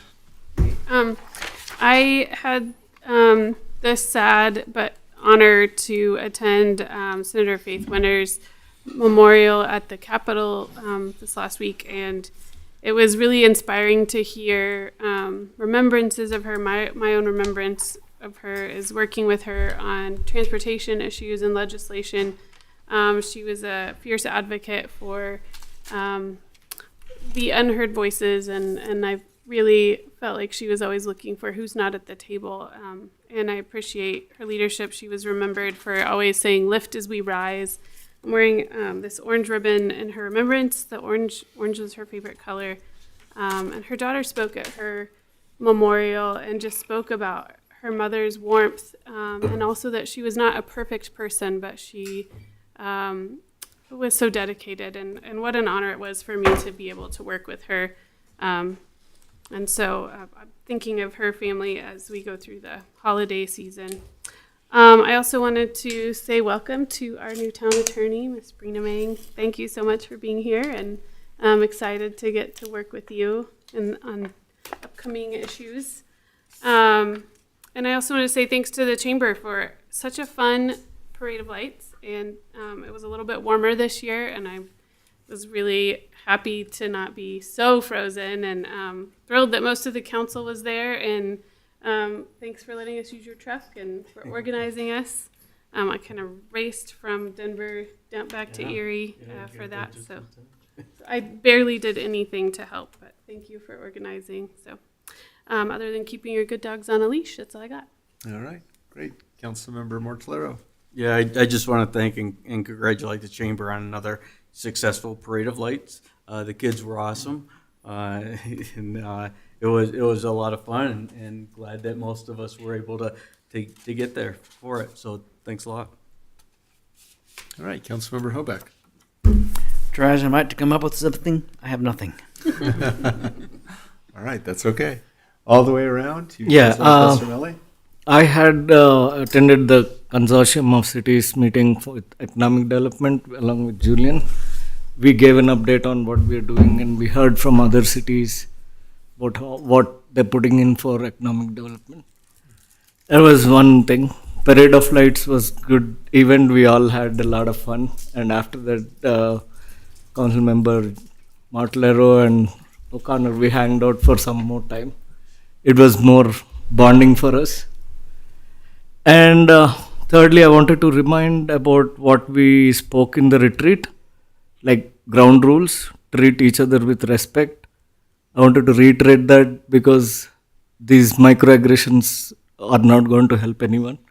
We need to be more bonded and treat with respect, even though there is something that is not that's not we agree with, it can be told in a better way. That's what thank you. All right, Councilmember O'Connor. I know it was said before by other council members, but welcome to our new town attorney. I had the pleasure of meeting you this morning. It was nice getting to chat with you. So welcome to the town. And also along the lines of what Councilmember Pesarmelli just said about the Parade of Lights. It was fun. It was a blast. Thanks to the Chamber. I enjoyed. Councilmember Hobeck, Mortellaro, Councilmember Barron, Pesarmelli, we all hung out at the Chamber. It was just nice to sit around and hang out with Santa Claus and Mrs. Claus and other things. And then, as Councilmember Pesarmelli mentioned, the Councilmember Mortellaro and the three of us went out afterwards, and it was nice just to, hang out with your fellow council members. So Outside of work. Outside of work. Yeah. That's right. No work, no business was discussed. Yeah. So thank you. Thumbs up already. All right. All right, Mayor Pro Tem. Thank you. For everyone's out at the Parade of Lights, it was a great time.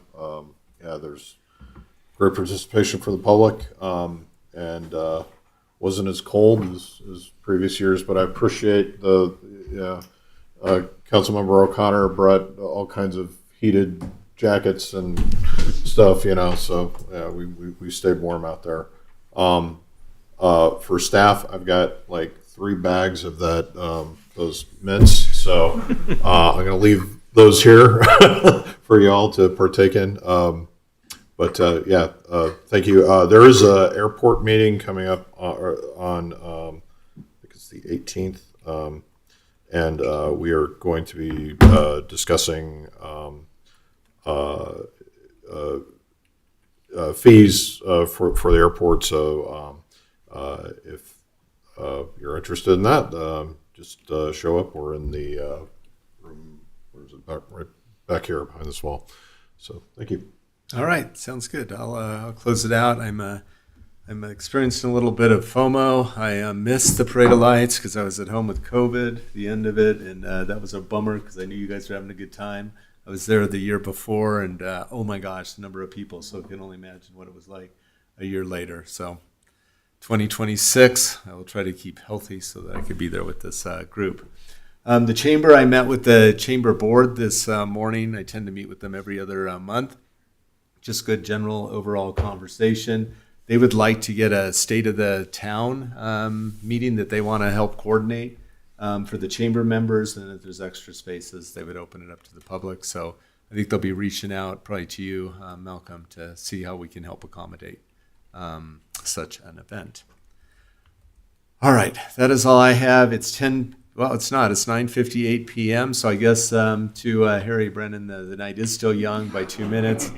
But I still will adjourn the meeting before 10 p.m. This meeting is adjourned. Thank you.